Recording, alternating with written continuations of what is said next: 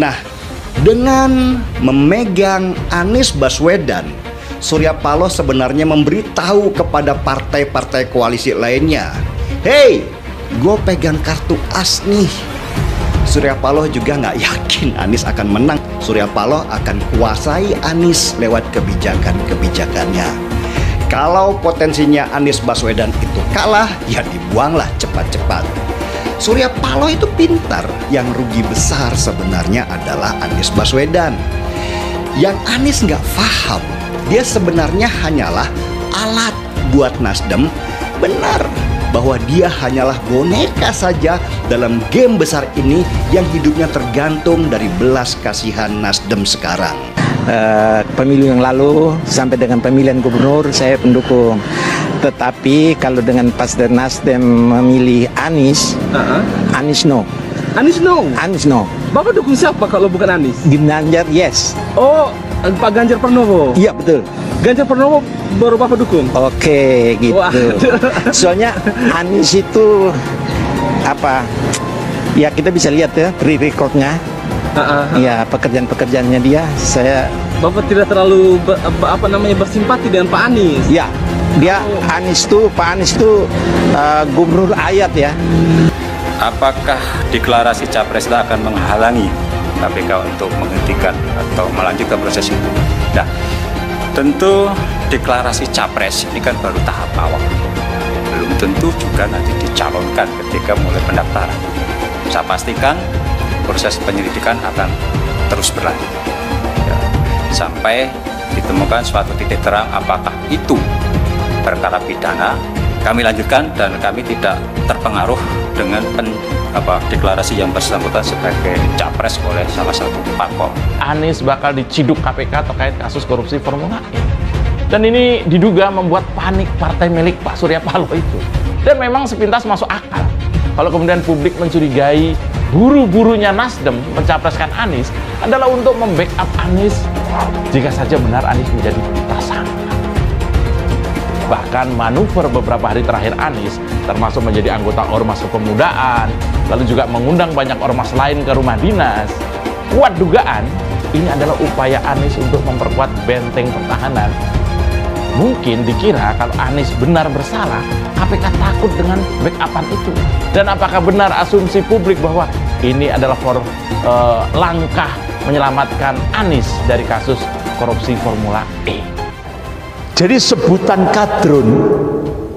kadal gurun, ya, itu bikinan PKI untuk menghina Rasulullah SAW dan umat Islam. Nah sekarang semarak itu kadrun itu, yang ngomong itu buzzer-buzzer itu, ya kan, buzzer-buzzer itu. Sampai Ruhut Sitompul juga ngomong ini kadrun, ya kan, kadal gurun. Jadi itu sejarah berulang. Sekarang sebutan kadrun itu kita diingatkan kembali, sejarah akan berulang. Ini sudah masanya. Bahkan pengakuan seorang warga Pati, Jawa Tengah bernama Sutoyo, bahwa istilah kadrun itu atau kadal gurun itu adalah ciptaan PKI sejak tahun 60-an untuk mengolok-olok umat Islam. Nah sekarang semarak itu Pak. Jadi sedikit-sedikit kalau umat Islam kalau tidak dituduh radikal ya kadrun. Jadi seperti itu. Ini kan dimotori oleh DNAID dan Nyoto. Bapak jangan lihat krempengnya ini. Ini kan Nyoto ini krempeng Pak, kurus ini. Tapi jahatnya luar biasa Pak.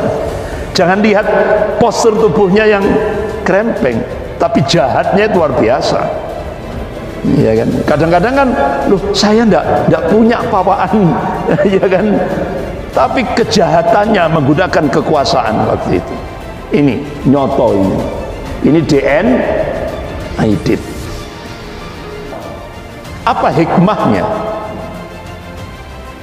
Agar umat Islam ini tidak menjadi mangsa bagi musuh-musuhnya.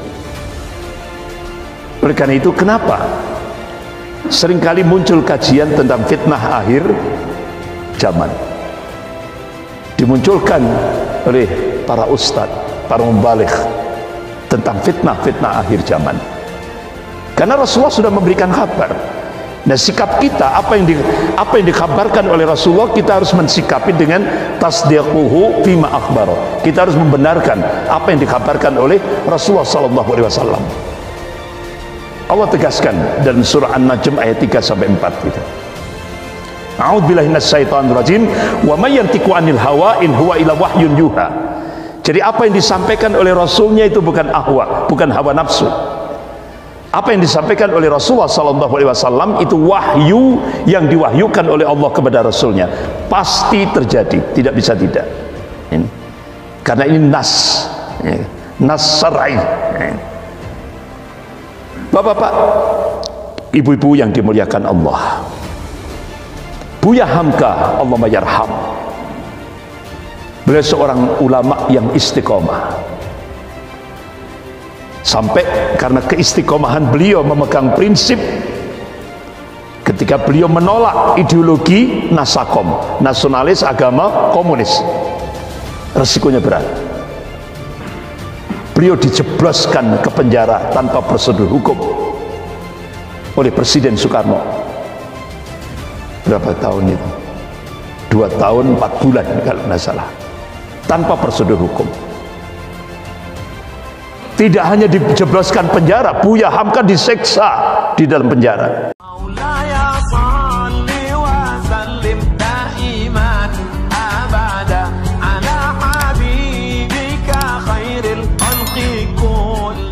Anies Baswedan sindir gerombolan buzzer, mereka seperti brand ambassador.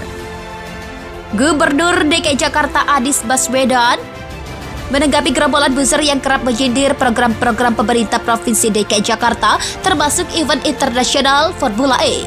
Anies Baswedan mengatakan buzzer banyak yang mengkritik penyelenggaraan Formula E sejak awal direncanakan. Namun dia bersyukur dengan sejumlah kritikan itu, sebab dengan adanya kritikan-kritikan buzzer itu bisa memberikan faedah selama dirinya memimpin DKI Jakarta selama 5 tahun ini. Anies mengatakan buzzer ikut mengawal kebijakan-kebijakannya, bahkan ikut mempromosikan program-program pemerintah Provinsi DKI Jakarta. Dia menyebut buzzer seperti brand ambassador. Lebih lanjut, Anies mengatakan Formula E adalah event internasional yang mampu menggerakkan ekonomi di Jakarta hingga 2,6 triliun rupiah. Dia menjelaskan Formula E juga seperti event internasional yang lainnya yang diselenggarakan di Indonesia. Anies mengatakan ajang Formula E jangan dipandang sebagai program Gubernur DKI Jakarta, tapi itu adalah event pemerintah provinsi membawa nama Indonesia ke kancah internasional. Kalau saya suka kepada penyelenggaraannya, saya bilang baik. Kalau saya tidak suka kepada penyelenggaraannya, saya bilang jelek. Ini bukan soal Formula E, ini tentang RI. Bagaimana